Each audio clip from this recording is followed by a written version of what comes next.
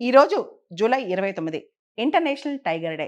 ప్రపంచవ్యాప్తంగా 13 tiger range countries, భారతదేశంతో సహా 13 దేశాలు, India, Bangladesh, Nepal, Bhutan, Malaysia, Russia ఇటువంటి దేశాలన్నీ కూడా ఈ రోజున 2010 సంవత్సరంలో సెయింట్ పీటర్స్బర్గ్ డిక్లరేషన్ అని చెప్పి రష్యాలో సైన్ చేసుకున్నాయి అనమాట.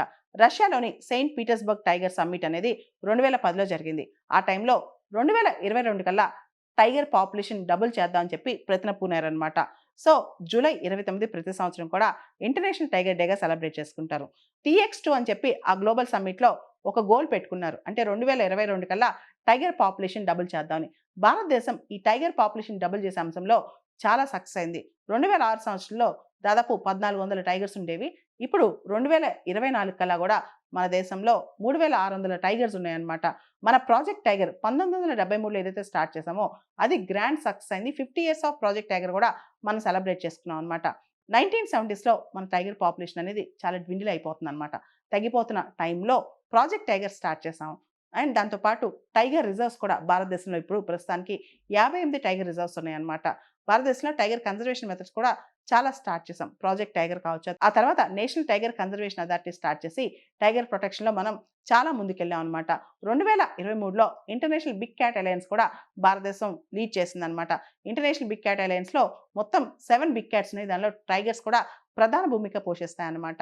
ఓవరాల్‌గా ఇంటర్నేషనల్ టైగర్ డే రోజున ఒక ప్రముఖమైన మాట చెప్పుకోవాలంటే ప్రపంచవ్యాప్తంగా ఉన్న వైల్డ్ టైగర్స్‌లో భారతదేశంలోనే 75% ఉన్నాయన్నమాట.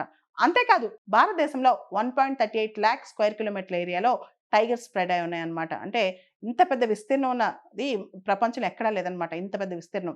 మనకు తెలుసు టైగర్స్ అనేవి టెరిటోరియల్ యానిమల్స్. వాటికి ఫుడ్ అండ్ ఫోరేజ్‌కి కూడా చాలా పెద్ద పెద్ద ఏరియాస్ కావాలి.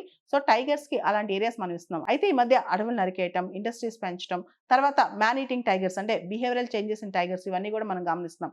కానీ టైగర్ అనేది ముఖ్యంగా రాయల్ బెంగాల్ టైగర్ అనేది మన నేషనల్ ప్రైడ్ కాబట్టి వాటిని మనం కాపాడుకోవాలి. ఎకోసిస్టమ్‌కి టైగర్స్ అనేవి చాలా ఇంపార్టెంట్. టైగర్ అనేది umbrella species. Tiger top of the food చైన్‌లో ఉంటది కాబట్టి వాటిని కాపాడుకుంటే మనం మిగతా స్పీషీస్‌ని కూడా ఇండైరెక్ట్‌గా కాపాడినట్టే. 2022లో విడుదలైన టైగర్ సెన్సస్ ప్రకారం భారతదేశంలో 3682 నుంచి 3925 మధ్య టైగర్స్ ఉండొచ్చని ఒక అంచనా అన్నమాట.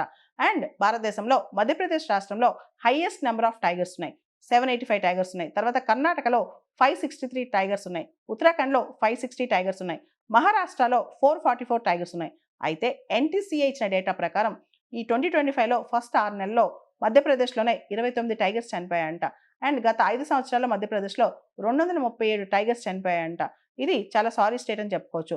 తర్వాత భారతదేశం మొత్తంలో 2025లో మనం చూసుకుంటే ఇప్పటి వరకు 108 టైగర్స్ చనిపోయాయంట. సో టైగర్‌ని కాపాడుకోవడం కూడా మన బాధ్యత. అంటే టైగర్స్‌ని పెంచడమే కాదు, చనిపోకుండా కాపాడుకోవడం కూడా మన బాధ్యతే అన్నమాట. భారతదేశంలో 80% టైగర్ డెత్స్ అనేవి చాలా న్యాచురల్‌గా సహజంగా జరుగుతున్నాయి. అండ్ 7% పోచింగ్ ఉన్నాయి. 5% అనేది పాయిజనింగ్ ఉన్నాయండి ఒక అంచనా అన్నమాట. రీసెంట్‌గా కర్ణాటకలోని మాల మహదేశ్వర హిల్స్ దగ్గర 5 టైగర్స్ పాయిజన్ అయి చనిపోయి పడున్నాయి. ఇంకా దాని మీద ఇన్వెస్టిగేషన్ జరుగుతుంది. ఎవరు వాటిని పాయిజనింగ్ చేశారని చెప్పి.